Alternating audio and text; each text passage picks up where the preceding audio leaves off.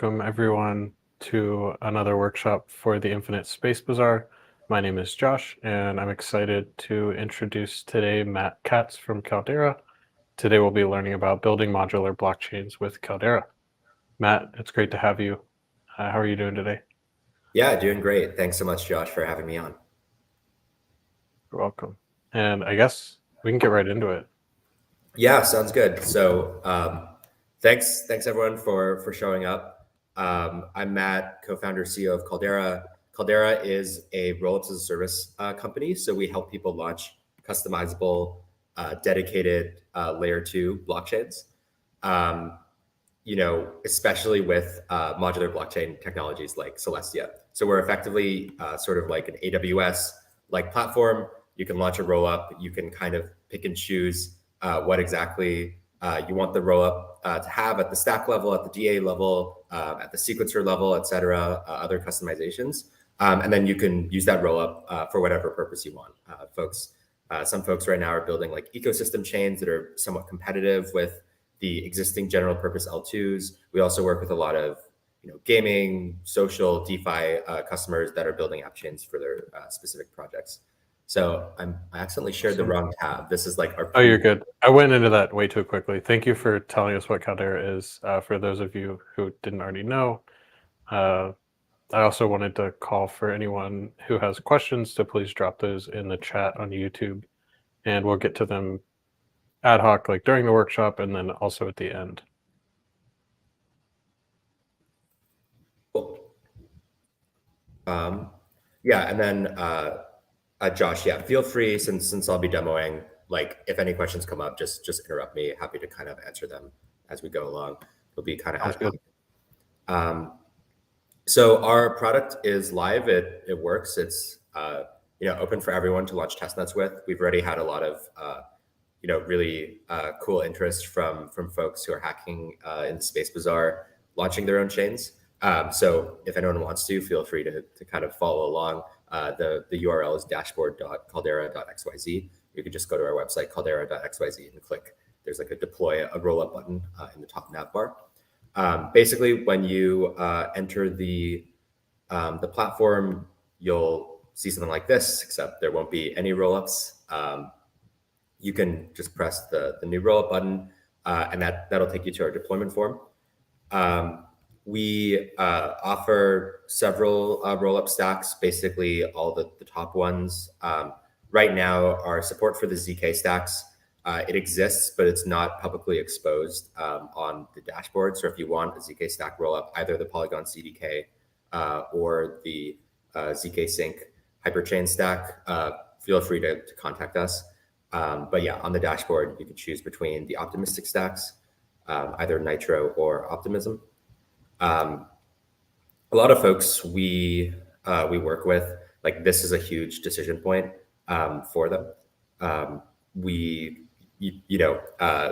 lot of people, it's sort of like choosing like an operating system for your like personal computer. There are like a lot of kind of quirks and differences between the two.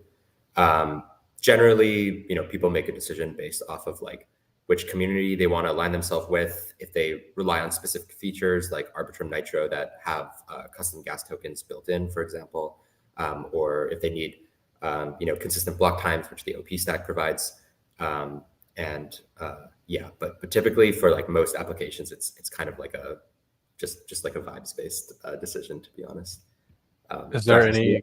Yeah, I was just gonna ask, like, is there any sort? Is it an even split? Are there like 80% doing optimism, or do you really? I guess. Do you know? Yeah, from my view, it seems pretty even. Yeah. I think the biggest misconception I see when speaking to folks in the ecosystem, like typically VCs and like not builders, is that VCs think that there's going to be one stack. I think that will dominate everything, or there is one stack that's dominating. I've generally found that to not be the case. Like the vision of the world is kind of multipolar. It seems it is probably more correct than like any single stack dominating. For sure. Cool. So for this demo, we'll just go with OP because we've got the Celestia support on Optimism currently. you can select whether it's a testnet or a mainnet chain.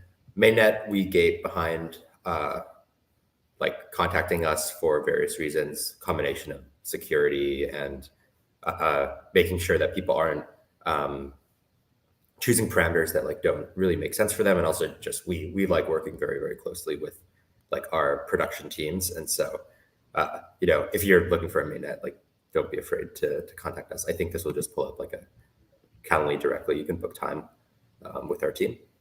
Nice. We'll go with testnet. Oh, the testnet's free? Testnets are free. Yeah. For some users, we do have some anti-Sybil stuff going on. It's unfortunate, but I think in the crypto space, because users are rewarded, typically like when we didn't have like credit card verification, we were running at peak probably 250 rollups simultaneously, which absolutely hammered our cloud and our financials. So yeah, but it is free. There's just like a verification step. Cool. And then, yeah, you can choose a custom native token for the chain as well. This actually is a proprietary feature we built in the Bedrock stack. So on Arbitrum, you can do it as well, but Off-Chain Labs built that. But for OP, this was done in-house by our team to provide the same functionality.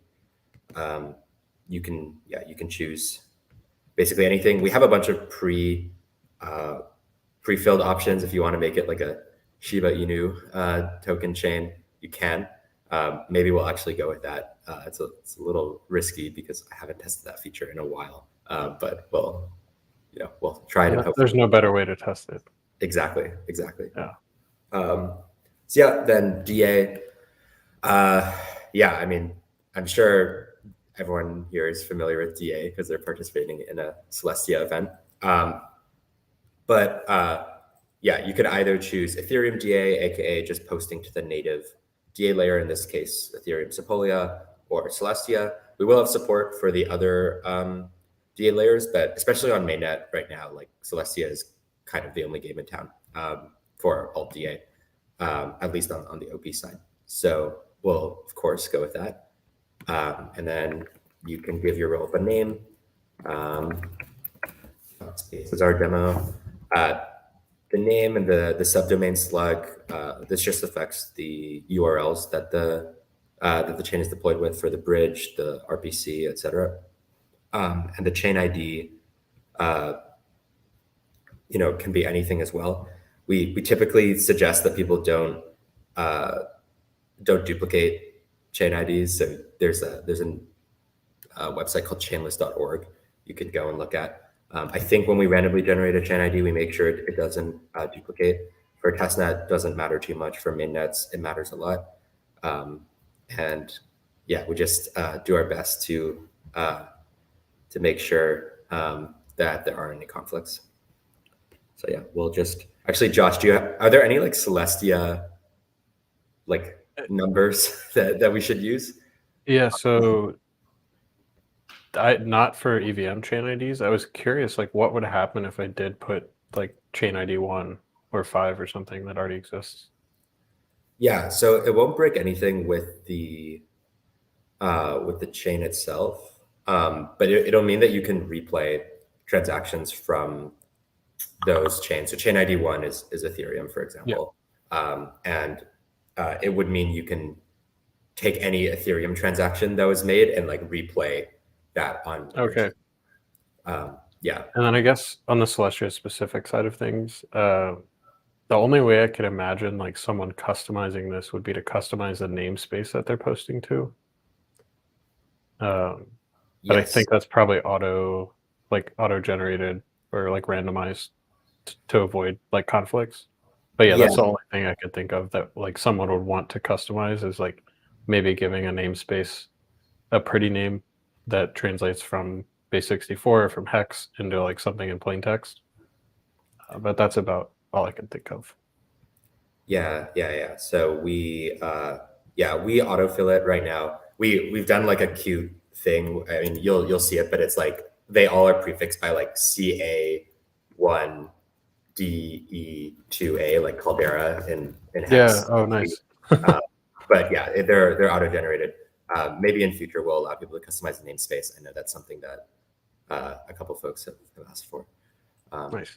But I didn't realize it was prefixed with that. That's pretty cool. Yeah, it's fun. Although it does mean that everyone knows which chains we're running, which may or may not be, great depending on how people want to position themselves. So for mainnets, of course, we let people config. Cool. So once we have all these params, we can just click deploy. We should get some nice confetti. There we go. Nice. Feedback, always good to get feedback. And then it'll show up in this list. You can, you'll see it. Everything will be grayed out. We're currently deploying it. This typically takes on the order of around 10 minutes on the DA side. Okay. Maybe the namespace not set yet. Yeah, it's just completely null. So once it gets filled in, that'll link to the Selenium page for the rollup.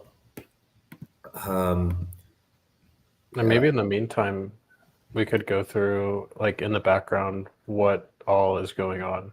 Because I know it's spinning up the actual rollups infrastructure, like for the blockchain to run, but then it's also spinning up a bridge and a block explorer and I think, status and hub page. So there's a lot going on.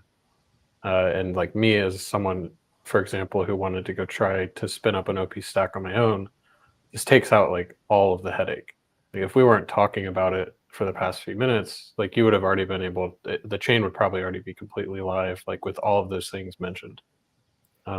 Exactly. So yeah, is there anything else I'm missing? I kind of I rattled off what was on the screen, but what's going on right now? Yeah. So yeah, in a sec, I'll kind of go through everything in demo, but yeah, I think you basically got it right. So there's a pretty strong like on-chain component, which is the I guess, and this is a little bit from memory because I'm unfortunately not the engineer that got to work on all of this sort of stuff. But kind of in order, you first need to deploy all the rollup contracts on the settlement layer. So Sepolia, there are a bunch. I'm sure if you guys have seen, I guess we can just go to like, L2P. They give like a good example, like a good list of the smart contracts on the chain here, right? So we're basically deploying. So these are basically all the addresses that an optimism chain would have on the L1. You're basically deploying like all of these. I guess maybe not the multi-sigs, but most of these first ones. So there's like admins, there's proxy contracts for other contracts, a lot of system contracts, et cetera. And then after that, we're deploying the actual cloud infrastructure. So we're like spinning up new resources in AWS or, provisioning existing ones. And then those, we're pulling like a Docker image, putting it onto like a Kubernetes cluster, spinning up a bunch of resources. There are a bunch of moving parts, as you mentioned, Block Scout, like an indexer, proxies that we use, monitoring for, security and reliability, in addition to all like the actual rollup stuff. So like the sequencer node, RPC nodes, for some stacks like verifier nodes, for the ZK stacks like prover nodes. So just like a lot of like new code being provisioned. And then we, after that, need to do a lot of things on the L2, which gets done as part of that process, which is mostly kind of deploying some of these contracts onto the L2, and occasionally like kind of useful sort of like public utilities that people like to use, like a deterministic deploy proxy, wrapped ETH, that sort of thing. And all of those contracts are basically like what defines the rollup and the implementation of that rollup, right? Exactly. Yeah. So on the OP side, a lot of the config, it's mixed between the Genesis block of the chain and also some configuration set on the L1. And then the L2 smart contracts more dictate like the like there's some kind of, bridging things. There's like an Oracle. I guess this is probably on the L1. You can see, but a lot of it has to do with like cross rollup communication, basically. So yeah, my guess is that this probably still isn't complete yet. Things are kind of humming in the background. So in the meantime, I will show a rollup that we spun up last night. As you can see, pretty similar config, although I guess using Ethereum rather than SHIB as the gas token. But this is what the portal will look like once the rollup is actually live. From the admin perspective, you'll be able to look at some of the system addresses, sequencer, batcher, proposer is showing up. Cool. Oh, that is not great. I wonder. Okay, well, we'll come back to that. But yeah, this should be it's possible the address got misfilled. But yeah, it should just show transactions of batches being posted. Let me see if we have better luck here. Ah, there we go. Okay, it's possible that other address wasn't working. But this is just the batcher. What this is doing under the hood is it's sending data to Ethereum. I think mostly pointers to Celestia, like blobs that can then be referenced for data availability. Proposer, similar, except these are posting the state roots. So you can see like the output root, the corresponding block number on the L2. So this is like the commitment to state at a certain time on the chain.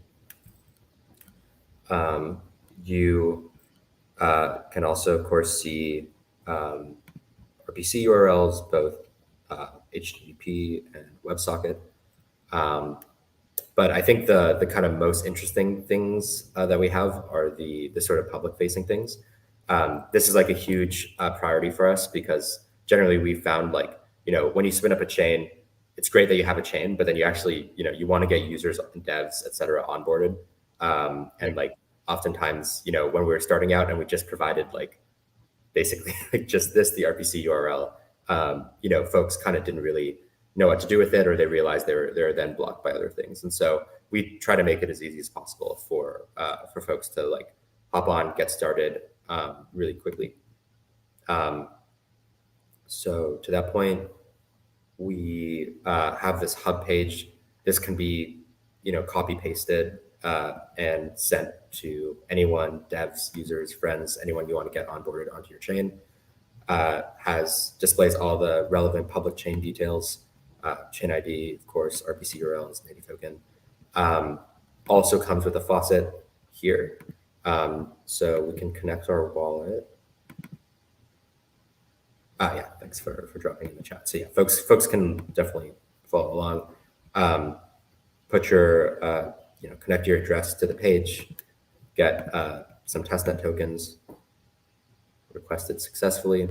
And then we can take a look at the Explorer as well. And we can actually see blocks coming in.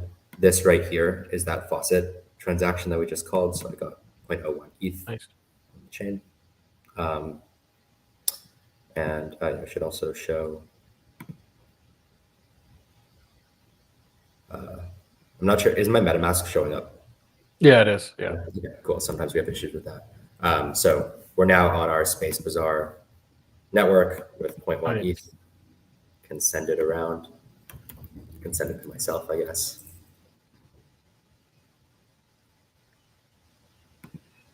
And we'll succeed shortly.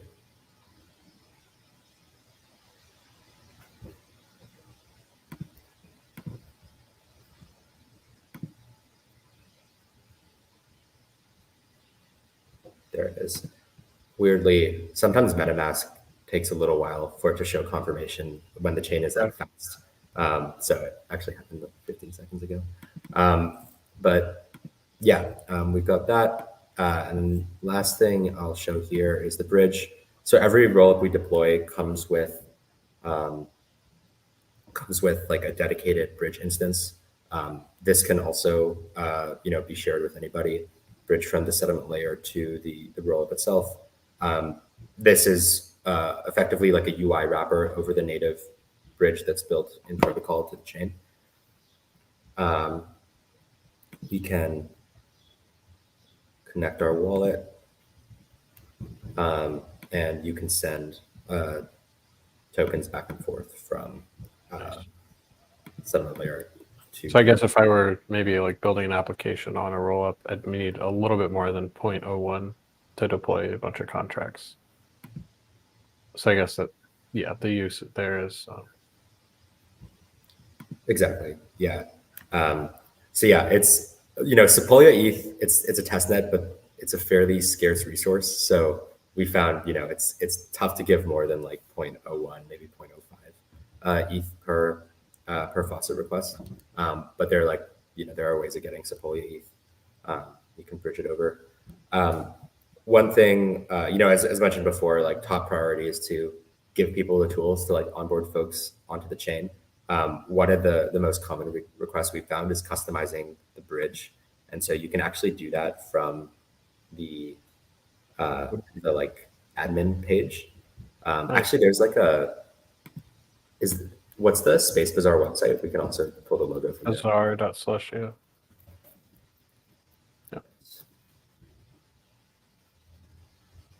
Okay. I wonder what's a good. Maybe I'll just pull it from the Celestia Devs Twitter.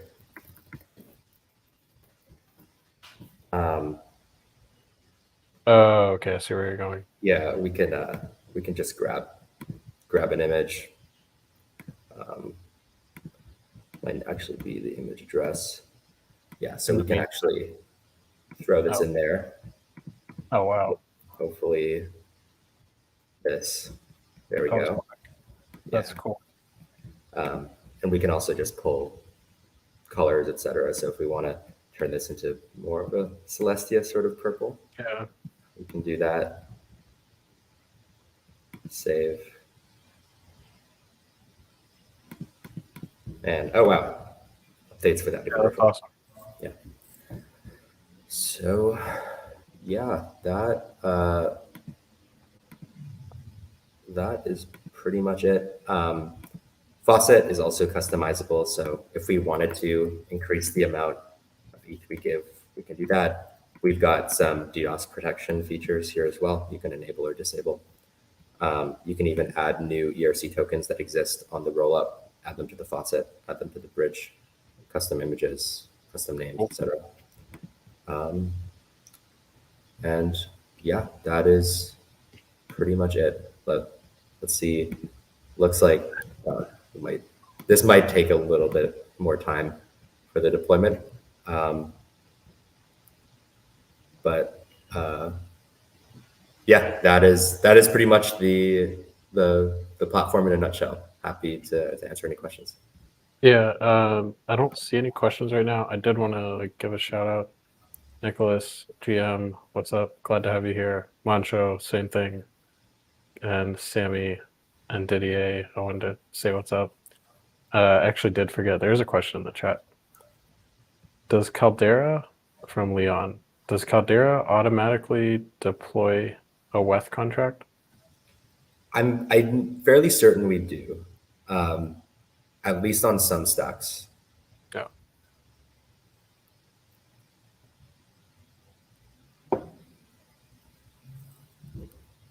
I guess the one question I had was about the status page. I know that it hasn't been online that long, like it was created yesterday, but what does this show us? Yeah, so it just shows the status of the the chain. For our main nets, we have like a more in-depth status page, like basically health checks for every node, Bloxgo indexing, etc. Helpful for teams, like some teams, and I get it as someone who's worked in infrastructure before, they want to be updated when things go down. so they like to subscribe here. And then also for our mainnet customers, as part of the service, they get like a pager link, so they can basically ping us anytime, wake us up in the middle of the night if things go wrong, which typically doesn't happen. But if it does happen, we're accessible. I guess if it's in production, that's an important thing to have. Totally. Do you plan to support Cosmos chains? Or are you mostly focused on EVM? Yeah, it's a good question. We try to go where the demand is. That being said, like I think we're seeing a lot of interest in Rollkit. I think that if we make a foray into Cosmos, it'll probably be hosting Rollkit chains first and foremost. Yeah. I think general Cosmos Tendermint chains, it's a little harder to apply the RAS model. To them, honestly, and so we probably won't do that unless we see a big shift towards Cosmos sometime in the future. I guess I should clarify. I was more curious about Cosmos SDK rollups, that not Cosmos chains, but things that are built with Rollkit. Yeah, I got you. Yeah, I think it's going to happen. I think it's just a question of when. Cool. Are there any? I've played around with Caldera a few times, but I didn't realize you could customize the bridge and honestly add different tokens to the faucet and stuff like that. Are there any other cool features that are in the works that you're excited about coming up? Yeah, I think the biggest push for us is the ZK stacks. Obviously, high demand. People are interested in playing around with them. I think we're generally the crypto space. It always trends towards like more choice and more kind of like multipolarity over time, and we're seeing a lot of just credible interest for a large number of stacks. Outside of that, we are just generally working on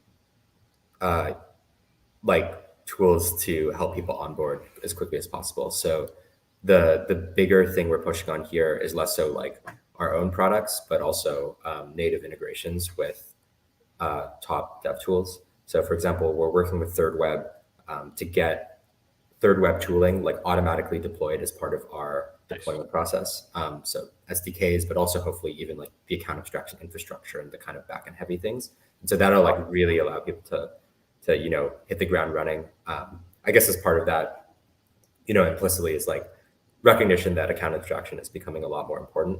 And so it's one of the more common requests we get nowadays of people are like, great, I have this chain, but I need a bundler and I need a paymaster and I need wallets that can hook into that. And making that as easy as possible is something that's actively being worked on.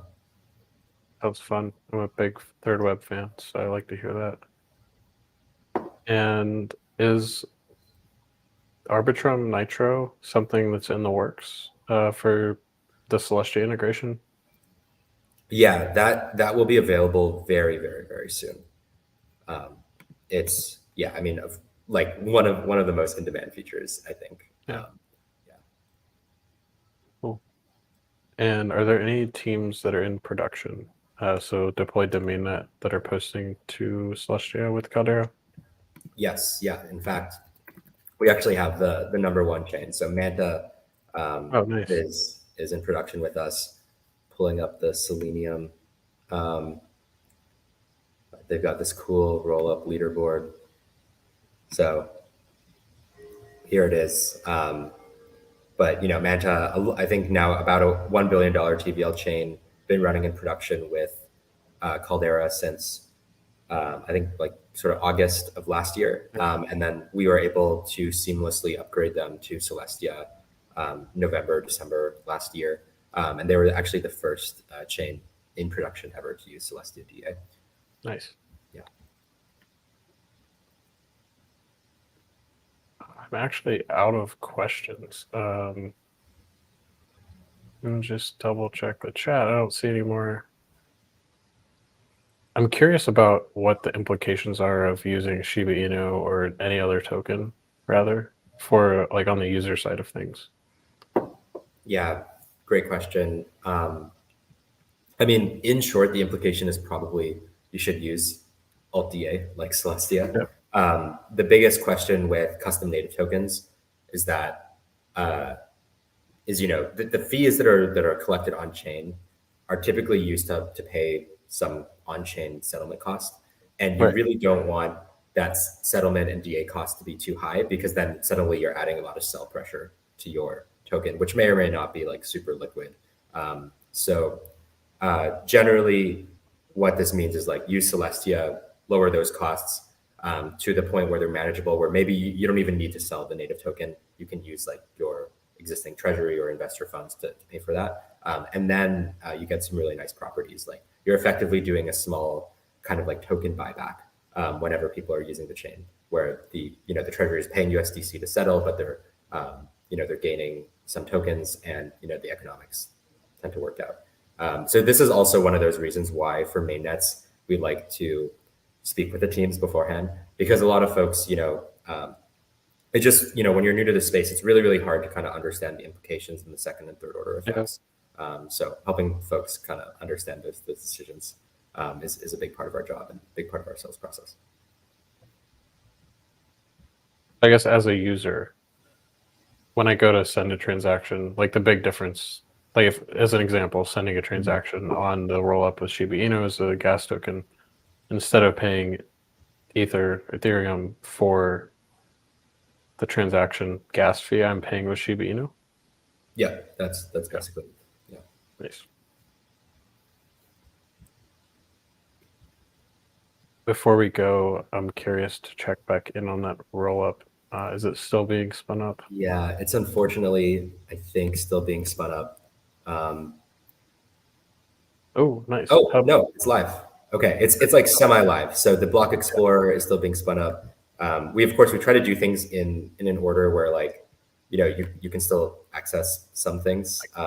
Things work when they're ready. Exactly. So those are a little grayed out, but like we can connect our wallet to the chain. You can add it. You can see SHIB is the currency. Show up 0. Oh, SHIB. wild. And then request.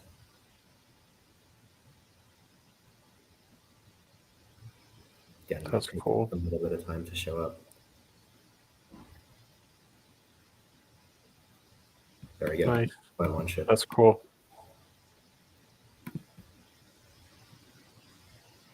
And yeah, of course, custom native token changes like the display and some things on the bridge, like should show. I unfortunately don't have any of our like testnet Sympholia, but like it'll show up there, but it doesn't really affect most of the like user facing things. Awesome. This has been really cool. Thank you for showing us some of the like, I don't know, more fun features, I guess, than just deploying the rollup. Play around with it myself. I want to do a last call for people in the audience for questions. And I'm curious, if I were a developer or someone hacking during the hackathon, where's the best place to get in touch with the Caldera team? And yeah, where should we look out for updates? Yeah. I mean, easiest way to get started with the product is just, going to the website, trying it out. We are accessible on Discord, and I think in the Discord we've also linked like a support Telegram group you can use to ping us directly. Also, in the dashboard, if you ever run into like one of the roadblocks, it'll actually just bring up my personal Telegram. So I've already gotten a lot of hackers messaging me, which is always fun. So if that happens to you, feel free to just ping me directly. For general updates, X is always the best place to see our new feature announcements, etc. Our username is Caldera XYZ.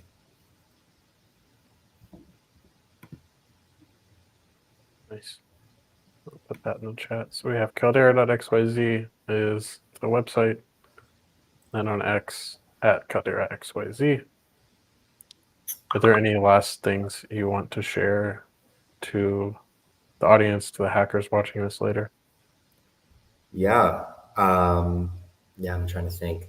Yeah, I mean, of course, feel free to contact us anytime. We don't bite. You know, the reason why we founded the company was to work with really cool teams and hackers building in blockchain. So it's always so interesting to see what folks are building. You know, just as an example, like I recently got contacted by someone who's like building like a layer 3 for Roblox games, which I think is like a super interesting concept. So always, you know, love seeing new things. And also, I encourage everyone, you know, in the audience to go deep on modularity. Like it's, you know, I think one of the coolest concepts in the blockchain space. Celestia obviously been the team that's kind of brought that into the forefront. But there's just like so many cool things being worked on this space. The design space for chains has opened up tremendously. So there's any sort of project that, you know, you wanted to build maybe 2 years ago, but you weren't sure if it was possible. You felt like you ran into a wall or hit some constraints.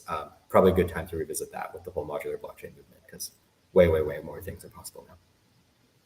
And I would say that they're also much easier than like a year ago or 6 months ago even. I actually think it's like easier to deploy a chain, or as easy to deploy a chain as it is to deploy something on their web.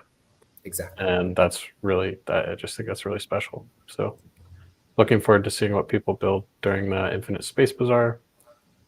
Thank you, Matt, for teaching us about Caldera, and yeah, looking forward to see what everyone builds. Yeah. Thanks so much, Josh. Thanks, everyone. Cool. See ya. Bye.